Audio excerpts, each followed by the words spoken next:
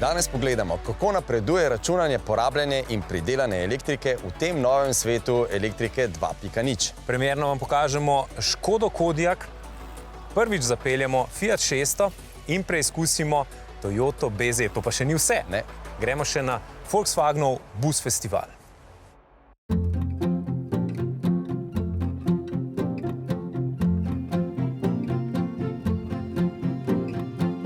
Pozdravljeni v avtomobilnosti. V preteklih letih je postal zelo zanimiv net metering, se pravi način izračunavanja pridelane in porabljene električne energije. No, še zlasti veliko se je o net meteringu začelo govoriti z uredbo o samooskrbi z električno energijo za obnovljive vire, se pravi veter, sonce in voda.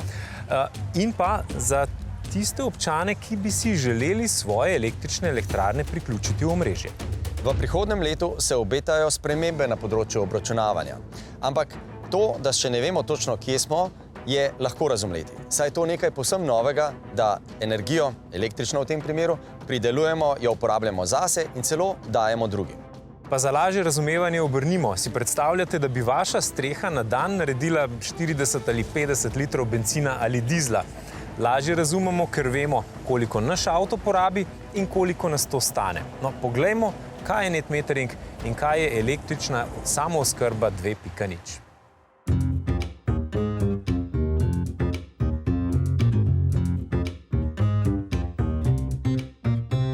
Danes smo kar prelomni trenutek tukaj, ne? Tole zadaj, ker vidite, nastaja torej prva taka samooskrbna sončna elektrarna na stanovanjskem bloku v Ljubljani. Tako da ja, je kar prelomen trenutek, ker seveda tehnično to ni zelo zahtevna stvar. Sončna elektrarna kot sončna elektrarna, postavili smo jih že ogromno, ampak bom rekel, z organizacijskega, pravno-formalnega vidika je pa to precej komplicirana stvar.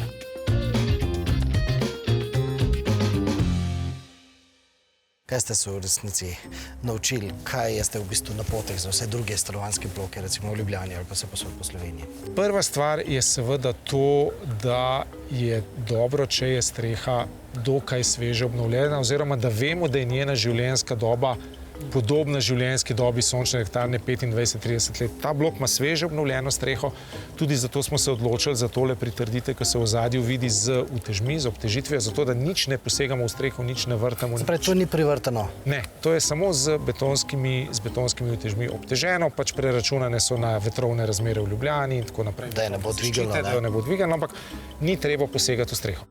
Druga stvar je seveda izbira izvajalca, ki bo čez 20-25 let še znal kakšne garancijske zahtevke izpolniti, ne da bo vmes izginil. Tretja stvar je pa... 20 let garancije? 15-20, odvisno. Različne komponente pri sončni elektrarni imajo različno dolgo garancijo, od garancije na sam produkt do tega, koliko recimo bo še izkoristka čez določeno obdobje. Tako da sončna elektrarna sama po sebi ima več različnih garancij. In pa seveda tista čisto zadnja stvar je, pa mogoče niti ni nasvet, ker težko ljudem reči, ne se kregati med sabo, dajte se zmeniti, pa to postavite, ampak tle je seveda fajn, da se vsi zavedajo, da je pa to nekaj, kar jim bo podobno kot nova fasada neposredno prihranilo denar skozi leta in leta in leta. Lastnik, kaj skupnost stanovalcev so vsi? Ali samo tistih v bistvu 50 oziroma 75? Vsi. Zakaj? Zato, ker sončna elektrarna se plača iz vplačil v rezervni sklad. Vplačila v rezervni sklad so obvezne in jih plačujejo vsi. Torej morajo biti potem tudi lastniki sončne elektrarne, vsi. Aha. Enako kot pri fasadi, enako kot pri novi strehi. Kako ste vi zdaj na tem konkretnem primeru Spomoletove v bistvu določili deljenje te elektrike, ki jo boste proizvedli tukaj gor na strehi? Deli se seveda, zakon pravi, po solastniškem deležu. In v tem primeru je bila pač sicer posebnost, kjer so želeli najprej, da se proizvodnja električne energije porabi za individualno rabo in šele potem za skupno rabo, kar je logično, zato ker skupna raba je tukaj sorazmerno nizka. Gre za stopniščno elektriko, mogoče toplotno postajo, ni dvigala, ni večjih drugih porabnikov skupne rabe, zato je pač bolj smiselno, da je več prihranka. Ker pa imajo tle še posebnost, so še lastniška garažna mesta, je bilo treba še primerno urediti tudi ta del. Ja, seveda, streha je toliko, kot jo vidimo. Pod njo je 5 nadstropij stanovanj in recimo v tem bloku si bodo pokrili nekje 40 do 50% potreb po svoji elektriki. A to zdaj pomeni tudi, da bojo imeli za 40% nižji račun za elektriko? Ali kako? Ja, to je odvisno od tega, kako se gibljajo cene električne energije. Ne? Se pravi, mi govorimo o tem, da je pač količina elektrike, ki jo porabijo v povprečju, ne, da se bo znižala njihova pač poraba, se pravi odjem iz omrežja, za 40%. Govorim zaradi tega, ker postaviti tako sončno elektrarno seveda pomeni eno določeno investicijo. Ne? In ta investicija, kako se bo odražala v računu za vašo storitev? Pa seveda sončna elektrarna bo investirana iz rezervnega sklada stavbe, ki se tako ali tako mora vplačevati. Za etažnega lastnika ne bo nič višji strošek plačila v rezervni sklad. Koliko je pa ta investicija obremenila rezervni sklad, konkretno tega bloka? Maksimalno. Maksimalno, se pravi zdaj... Kolikor je denarja v rezervnem skladu, toliko bo šlo za to investicijo. Hkrati pa seveda je bilo premalo denarja v tem trenutku, tako da bo ta investicija poplačena tudi z bodočimi prilivi v rezervni sklad, se pravi plačili. Z vidika elektromobilnosti, mi smo pač avtomobilska oddaja, zanima nas predvsem to, kako bo ta energija tega sonca nekako prišla v naše avtomobile za našo mobilnost. Ta blok ni ravno, bomo rekli, vzor pri polnilnicah. Pri sončni elektrarni je lahko pri polnilnicah, ne zakaj, zato ker gre za enega sicer najbolje organiziranih blokov v Ljubljani, ampak starejših blokov v Ljubljani, ki nima klasične, kot vidimo v novogradnjah, podzemeljske garaže z dovolj parkirnimi mesti.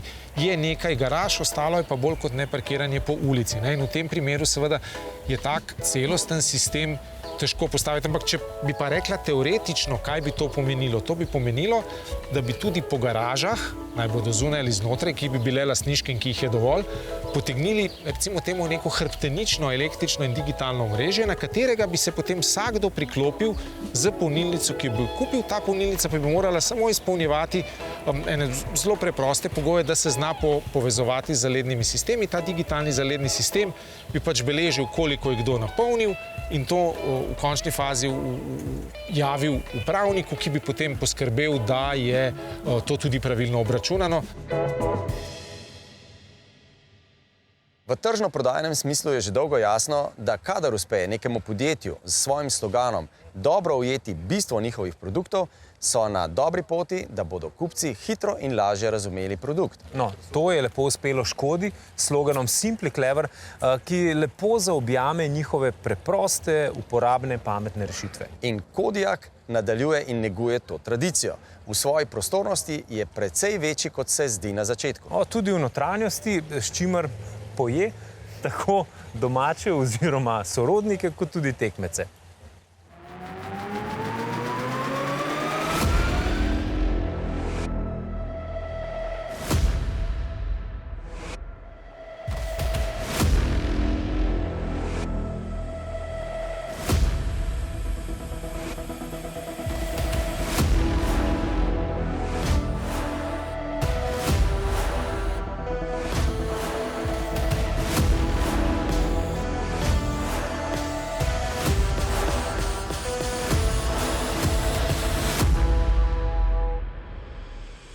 Tako, da vas ne pustimo predolgo čakati, novi Škoda Kodiaq je uradno predstavljen.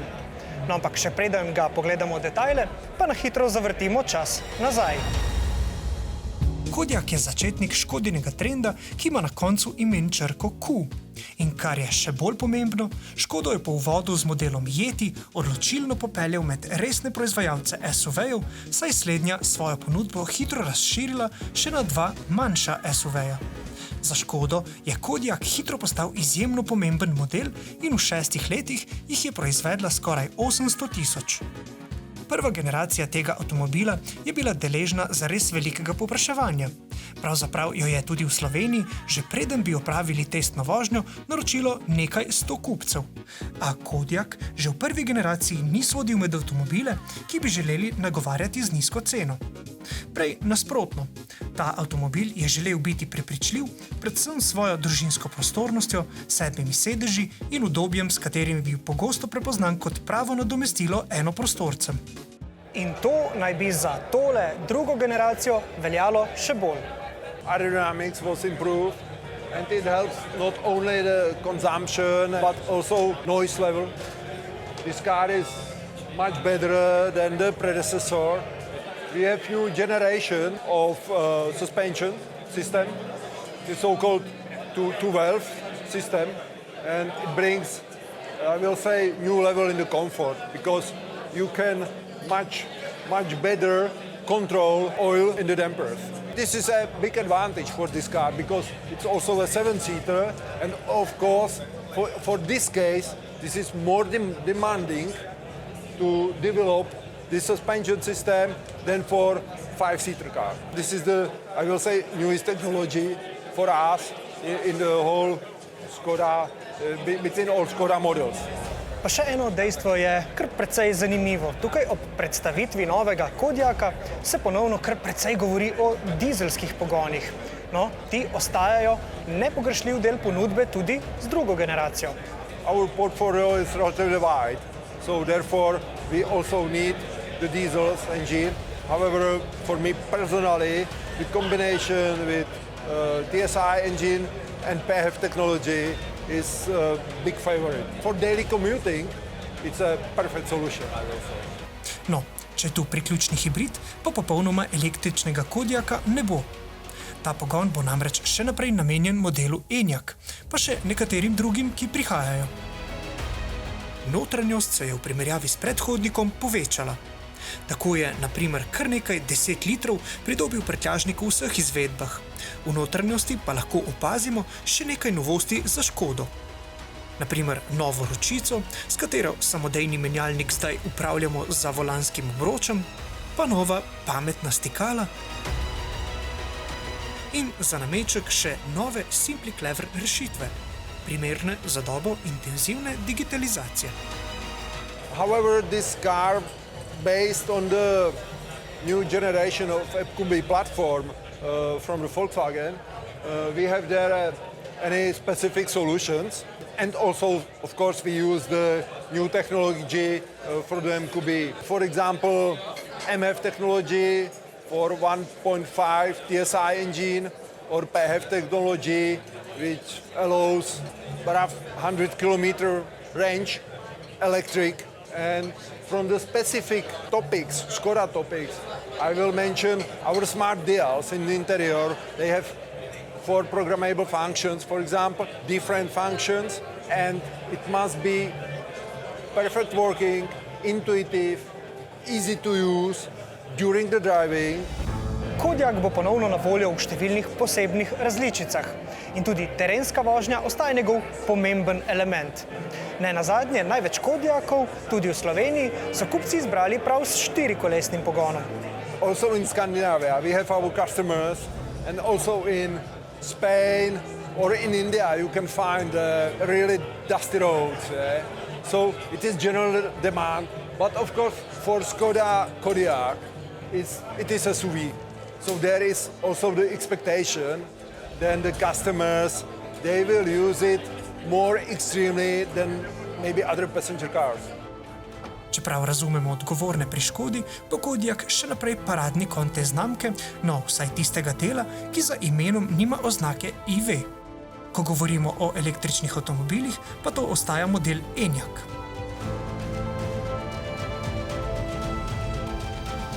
Iz današnjega zornega kota gledano, za prihodnost z gotovostjo lahko rečemo le dvoje. Prvič, da mobilnost energetsko gledano v prihodnosti zagotovo ne bo slonela na najbolj čistem in najbolj neizmernem viru energije v vesolju, ljubezni, ampak da bo slonela na multigorivih in na multimodalnosti. In ko govorimo o multigorivih, moramo vedeti tudi to, da bo vsaka država zase iskala svoj energetski ključ med različnimi energijami. In da bi ta novi svet multigoriv lahko čim prej zaživel, moramo začutiti na nov, drugačen način vrednost energije. Na podoben način, kot danes razumemo vrednost bencina ali še bolj vrednost denarja. Net metering to polje naslavlja na popolnoma nov način in vzporedno s tem postavlja vprašanje, kako energetsko pismeni smo. Se pravi, ali razumemo sistemsko, kako energija deluje, od kje je prišla, kam gre, kakšna je njena vrednost. Odgovor na to ponuja raziskava Inštituta Jožef Štefan in Ljubljanske ekonomske fakultete, ki ugotavlja, da je naša energetska pismenost zelo slaba. Še posebej, če jo primerjamo z našo finančno pismenostjo. Kar lahko razumemo, denar je z nami veliko dlje kot pa občutek za vrednost energije. Na obeh poljih pa smo pred velikimi spremembami. Denar, saj v svoji fizični obliki, se pospešeno poslavlja. Občutek za energijo, še posebej električno, sledil bo pa tudi vodik in vse ostalo, pa dobiva vedno bolj oprijemljivo vrednost.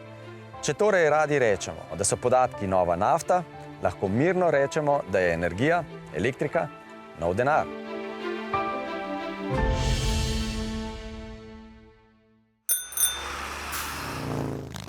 Zgradba, na vrhu katere stojim, je stara več kot 100 let. V tem času se je v njej rodilo približno 80 različnih avtomobilov.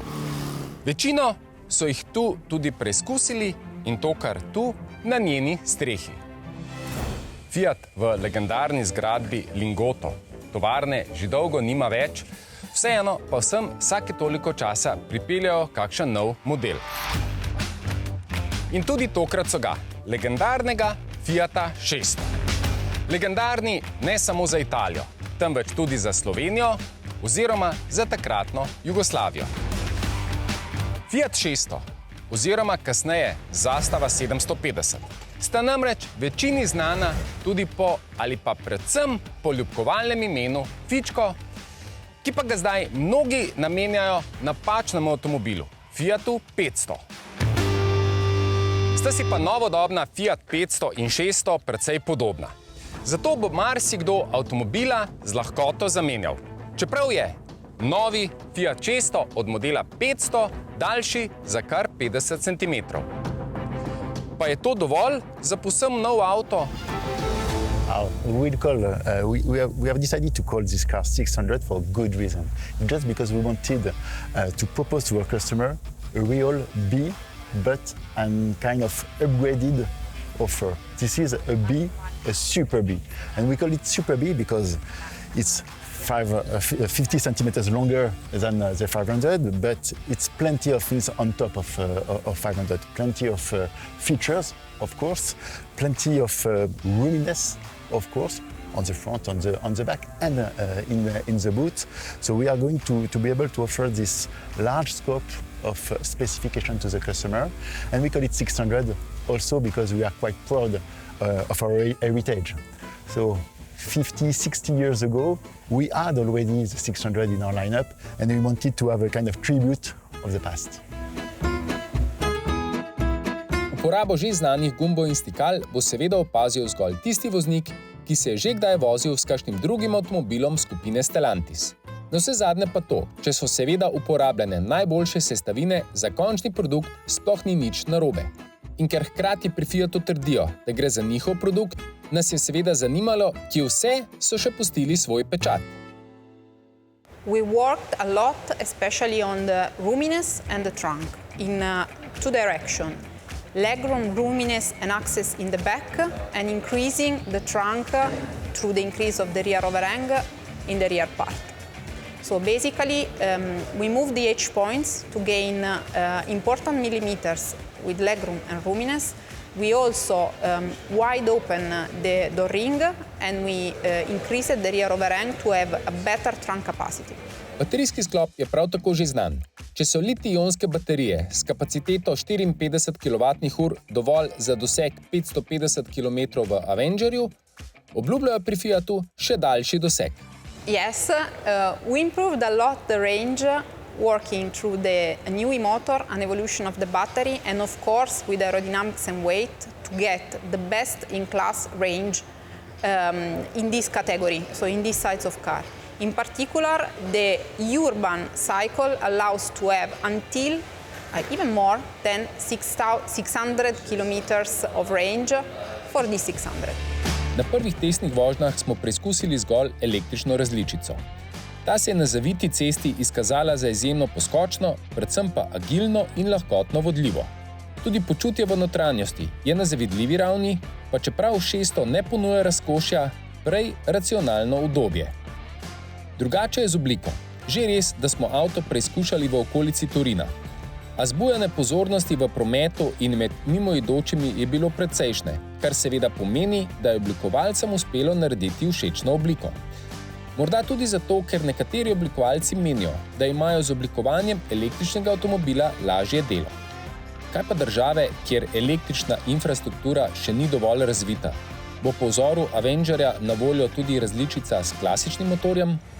We are going to introduce also a mild hybrid, what we call the MHEV. It will be quite interesting for all the people who cannot or doesn't want to switch to BEV now, but it will not be a traditional ICE combustion because this is not anymore what we want to offer. We want to offer or BEV or electrified powertrain, not anymore the old one.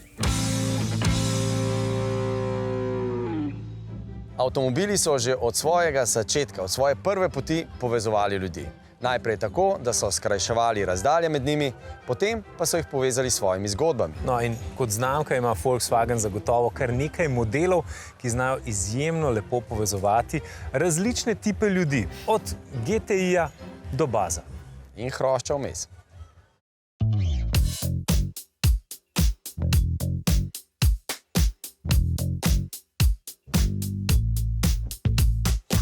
My goodness, look at this. This is so wonderful. The memories are still there. It's so simple and it's so wonderful. Oh, I love it. I love it.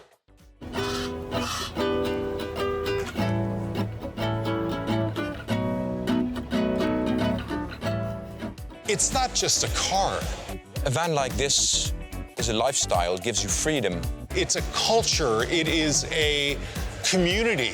It is a like-mindedness. Ta kultura, ta skupnost podobno mislečih se danes v skladu s instagramovskimi trendi imenuje #vanlife. Kako pa so rekli včasih? Can you say that you are a modern hippie? Oh, I was definitely a hippie. And I had way more hair. No, we are not hippies. We just enjoy with these old vehicles and So it's not going towards rebellion against this normal life? no. Bulli je vsekakor presegal okvire kombija za hipije. Dobrih 60 let je pač prineslo udobje, v neke mere tudi luksus, dobili smo celo električni pogon in tovarniška šminka vse bolj nadomešča DIY, torej šraufanje v domači garaži. A če sem se kaj naučil na Volkswagenovem Bus festivalu v Hanovru, je to, da v ljubezni do bulja leta nikakor, ampak res nikakor niso pomembna. Vsi pašejo v isto zgodbo, a vsak to isto zgodbo začini na svoj unikaten način. Zato tudi ima vsak svojega najljubšega.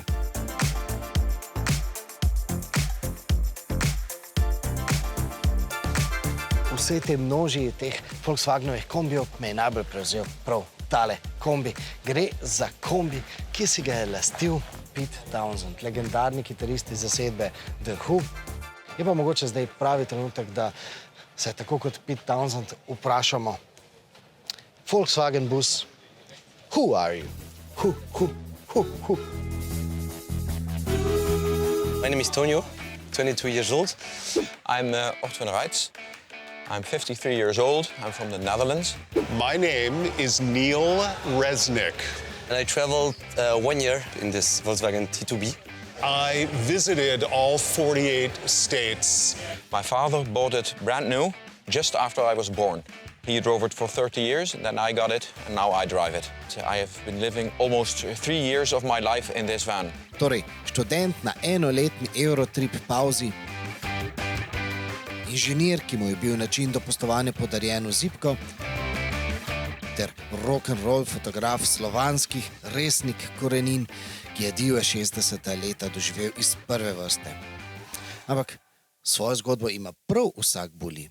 It couldn't be only the idea of traveling around and have freedom, because you can do it with many cars. But the bus is special because the bus connects you. You are part of a community. When you're in trouble, everyone is going to help you to find some solution. I broke 2 times the engine, 1 time in Sweden, 1 time in Turkey. And I just posted on the Facebook groups, like Volkswagen Facebook groups. And directly I had a lot of messages. People are waiting for me to help me in the garage, and this community about these buses is just amazing. Pa kako je Volkswagenu sploh uspel ta podvig ustvariti tako lojalno skupnost? You can't get it and you can't force it. It has to happen. So if you make advertising to get this loyalty, you won't reach this goal. It came up due to this community.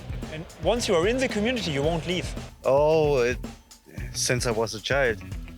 My parents were on meetings like this, and I was in the age of this. So. Welches Auto fährst du? Käfer. Und deine Schwester? Deine Schwester fährt? Bulli. So Käfer und Bulli. Slovenia. Yeah, beautiful mountainous country. Triglav National Park was amazing. But I also like Ljubljana a lot. We've been traveling in all Slovenia. We've been to Maribor, and there we met an amazing couple, two people. They had 4 bugs, and we've been traveling one weekend with 3 bugs and this T2. Ah no, dragi lastniki Buljev, Bled, Ljubljana in Maribor so sicer čudoviti, ampak toliko lepega ste izpustili v Sloveniji. Pridite še in poglejte še tiste manj znane kotičke. Se veste, tiste, ki jih ne najdeš zraven avtoceste. From past my experience, there's no greater joy than travel. The moment we back out of the driveway, we're there. Some people like to be always at home. In German, you have a word for that called Heimweh. I like to turn it around. I suffer from Fernweh, which is I always want to go out.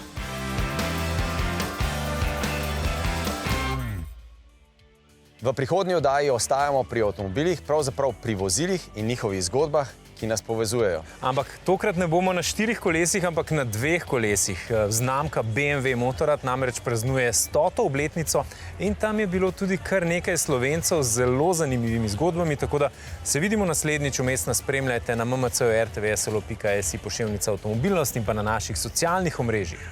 Srečno!